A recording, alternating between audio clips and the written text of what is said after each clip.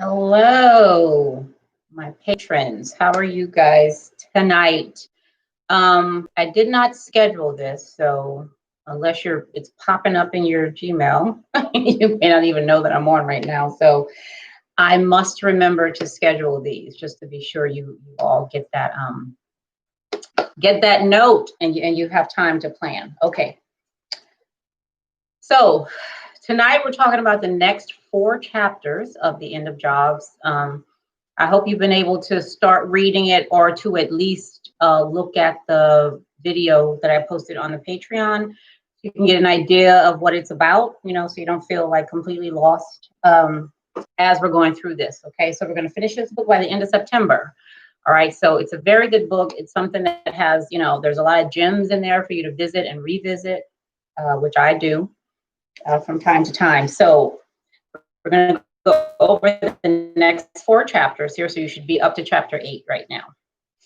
And they're very short chapters, right? I mean, he packs a lot of punch in those chapters. There's a lot of good stuff in there. All right. So let's see what he talked about. Some really exciting things. And which is why I love this book so much, right? He has a lot of good stuff in here. All right. So the last time we talked about how he had this 2 group of friends. One group was going over to Bangladesh and they were just making stuff happen. Okay, very entrepreneurial. And you had these other folks on this side here, still here, in America, lawyers, accountants, whatever, really struggling to get a job that's going to pay them enough to, pay off their student loans and, all the stuff that comes along with that, a place to stay, all of that stuff. Okay. So you got the degree, you got the credentials and all that stuff, but you're still struggling, right? And which is something because my colleague just told me tonight that somebody that he taught at one of the colleges that he taught at sent him a note saying that she has a GoFundMe, because she's homeless right now. She can't find any place to stay. So, and that's what we're going to talk about tonight, right? How the degrees, right? The PhDs, the masters, the bachelors, the associates, the this and the that, and the certifications, all that stuff, right? And you still can't find a place to stay, or you're not making enough, to maintain. So, so that's what we talked about last week. He was trying to figure out what was going on, and then he figured out, I know what it is. Leverage points. That's what it is. These folks that are out here doing it, okay, they have found a leverage point in their system that works, right? That's really pushing them forward. And this other group just hasn't accomplished that yet. So how do we do that, okay? So for these next 4 chapters, he started off talking about common schools and normal schools, okay? So he wanted to give us a background on what's up with all these credentials, what's up with the universities and the colleges and the, all the certifications and all that, the knowledge, right? That stuff, okay? So he talked about, let me share my screen with you because this is very interesting. Can I share my screen on here? Hold on a second. I don't even think I've done it on here before. Child, how do I do this? How do I share my screen on here? I don't know. I'm gonna have to figure it out. I'm sure I can. I'm just not sure how to. And if I press a button, I might hang up on y'all. Okay, so we just gonna have to figure this out later. Anyway, he talked about normal schools and common schools. Okay, so there's something, and I'll put these links in the description so y'all can go see it. Okay, so this is from something that somebody wrote in 1998, right, where she talks about the common school was championed by an educator named Horace Mann, okay? 1776 to 1859. His view of the common school was egalitarian, it says, where he envisioned the common school as serving all children. Now it was related to, teaching a common moral code, okay? Based on the Bible, of course. But it also taught kids how to be like other kids. Okay, so common. We're trying to form a society here that's common. Okay, so everybody needs to do the same thing, think the same way, so we can progress, right? Because we can't have anarchy out there. Okay, so the common school is what it was called. Now, who was going to teach at this common school? So according to this, back then in the 1700s, you didn't have to have any teacher credentials or anything like that. You just had to convince people, that you could teach, and they hire you and you a teacher. Okay. So he created, to go along with the common school, what he called the normal school. All right. So the teachers are being taught to teach the same way. You got to now. All right. If we're trying to have a whole nation of common people, they have to be taught the same way, the same thing, right? What the hell is that? Common Core curriculum, or whatever. So back then, the 1700s, that's what was going on. Okay, now that actually, which it made sense. Okay, it made sense back then. You got your industrial age people, you're putting stuff you sit here for 5 hours, you put the screws on the thing. That's your job. All right. You do that, right? You ain't got a whole bunch of stuff to do that. All right. It was fitting. It worked. It worked. We're not there anymore. Okay. We are not there anymore. Okay. So, however, we still have this common school mentality. We still have this normal school mentality, okay, which is what Taylor was saying. He was like, common school and normal school is about following directions. It's about best practices, okay? So it works like this here, so let's do it this way, okay? It's about best practices. And he said, that's not useful. Right now, today, that is not useful anymore, not like it was back then, okay? So now that's where you get all your credentials and stuff from, your associates, your bachelors, your masters, your this, and right? Because they're teaching you the same content to everybody, okay? So that you come out the same, So now what he brought up next, damn it, why can't I, you know what? I'm gonna push this button. I hope this means share. Because if it don't, I'm gonna have to sign back in, child. Y'all gotta see this thing. Shit, that's not it. That's not what that means. Damn it, where is the damn share? Oh my goodness. Okay. So the next thing he mentioned was the Cynefin framework. All right. Which is, so it's spelled C-Y. If you're in front of your computer, well, wherever you are, if you're in front of a computer, okay, or somewhere where you can get on the internet, type in Cynefin. It sounds like Cynefin or something like that. Okay, Cynefin, but it's pronounced Cynefin. Okay, so it's the Cynefin framework, and it's a model. And so he brought this up because the Cynefin framework shows you 4 or 5 situations. Okay, it shows you the simple. Okay, it shows the complicated, then the complex, and the chaotic. Okay, so you have simple situations, you have complicated situations, you have complex situations, and you have chaotic situations. All right, now following rules, policies, and procedures, like a cookbook. Okay, that's a simple situation. Now if you think about also proficiency levels are like this too. Okay, so at a basic level of proficiency, right, that means you can do something. You can bake a cake if you have the recipe. All right. So you need a lot of help. Well, okay, it's a simple situation. All you gotta do is bake the cake. All right. And I'm going to give you the book as help for you to do it. All right. That's like the simple situation. Okay. Now, a complicated situation is, okay, I gotta bake the cake, but I can do it. If I'm able to be in a complicated situation, I really don't need the cookbook, okay? Because I don't need as much help with this particular competency in a complicated situation, Okay. Complex. Now, complex is a little more complex. Okay. You have to bake a cake, but you don't have flour. Got something. Think of the show Chopped. Y'all remember that show Chopped, where the people had to, they gave them a basket of stuff, and that was the first time they've seen that basket. Now they have to make this amazing meal. Okay, with like bubblegum popcorn and some other crazy ingredient or whatever, right? That's a complex situation. Okay. There, first of all, there is no cookbook, okay, with how to make a cake using bubblegum and wood or whatever was in the basket. Okay. These people had to be creative. They had to really think outside the box and without assistance. Without assistance. Okay.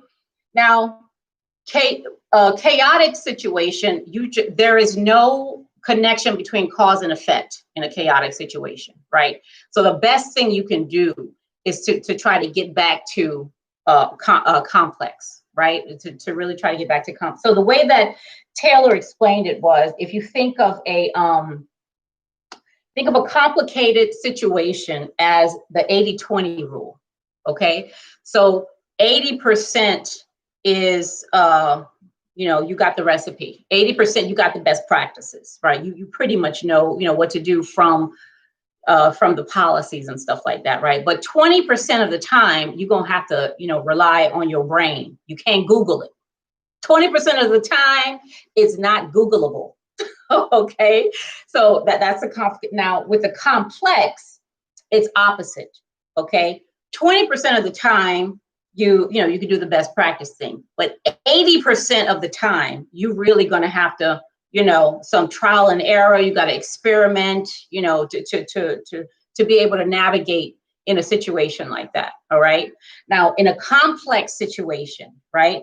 So that and a lot of the, if you've ever worked in the federal government, you know that SES, senior executive service members, they are expected to have to work in complex situations where they have to be creative. You really have to do experiments. You have to.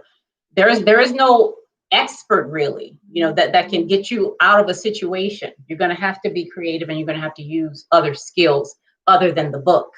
All right. So he talked about the Kuhn-Evans model and how the way that we learn today and the way training is today, we're still at that simple level, expecting best practices to get us to the next level when the world is just not working like that. Okay. It's not working like that anymore. So after that, he went on to talk about, I forget the guy's name. I should have written it down, but he talks about the theory of constraints, okay, which leads us kind of back to the first 4 chapters, right? So this person, he was trying to implement something in an organization, and then he found that he was not able to implement it because of the people, right? It wasn't that the systems weren't in place or whatever, but it was more like the attitudes and the of the people. Which is, that happens today, right? Who was that who said that? Was it Drucker? Was it Peter Drucker? I think he said, culture eats strategy for breakfast. Okay. I don't care how good your strategy is. It could be the best, the best written on the mountaintop, okay, with the finger of God. All right. But if your culture does not support that, you could forget it. You could hang it up right then and there. Hey, just go ahead and hang it up, okay? Because it ain't gonna work, right? So this, the person in the book, I'll figure out his name. He's the one who came up with theory of constraints, okay? Where he said, you have to find out what the constraint is in the system to get the most bang for your buck. So, and he gave the example, Taylor, he gave the example. He said, imagine trying to become healthier, physically healthier. Okay. You have your gym membership, you wake up in the morning, you go there, and you're not getting the results, like you feel you should be getting. Okay. What's the problem? Okay. What's the problem? He said, well, The first, so there's three questions you have to ask according to the theory of constraints. The first one is, what is the system? Okay, first of all, okay, what is the system that we're trying to implement the change in? Okay. The second one, what's the current limit in the system? Okay. And the third question, okay, now how do we improve it? Okay. How do we address that limit? All right. So with the example of the exercise, he said, so the person was going to exercise, but on the way to the gym, they stopped at Starbucks and get a scone. Okay. And when they woke up in the morning, they had only had like 2 or 3 hours of sleep because they were, working or doing whatever. So it was the exercise, yeah, but the other stuff that was going on in the system was the scone and the lack of sleep. And if you know anything about exercise, right, it's not just the physical, right? You have to, it's not just the the lifting the weights and the running on the treadmill and all that. It's diet, and it's also the rest you get, the rest your body gets. So lifting heavier weights at the gym ain't going, that's not going to do much, okay? Because that's not really where the issue is. It's like the book, what is that? The Course in Miracles. In that book, it says you can only solve a problem where it is, right? If you got a fire in the attic, pouring water in the basement ain't gonna do nothing. It's not. His fire was not in the gym with the weights. The fire was at Starbucks, okay, ordering that scone every morning. There was one fire. The other fire was the lack of sleep. Okay, you can only solve a problem where it is, basically, is what the theory of constraints is trying to say. And normally that's in one main area you're going to have that constraint, okay? So he talked about that. And then he went on to say, Taylor went on to write about how there's a book he mentioned, I think it was called The Fourth or the Fifth Economy, something like that. But it talks about how we've moved from farming to kings, then to banks, and now to IBM, the computers and the knowledge and all that. And now we're moving into the entrepreneurial space, okay? And again, if you remember from the first 4 chapters, an entrepreneur is not necessarily somebody who has an LLC or a business, like a formal business like that, right? Entrepreneur, you have a certain skill set, right? And you respond to certain situations in a certain way, okay? So he said the question then for us to ask is not, am I an entrepreneur? Okay, that's not the question, okay? Because we all have those skills, right? We all have those skills. The question though is, how can I become more entrepreneurial? That's the question we want to ask. How can I become more entrepreneurial? Because Taylor was saying it's not. I remember one episode of The Office when Dwight was talking about how how computers will be back in the paper business once this computer fad wears out. That's not going to happen. Okay. That's not going to happen. All right. So, yeah. So the question is, how then can we become more entrepreneurial? Because the policies and the procedures and the the step 1, step 2, step 3, technology is here.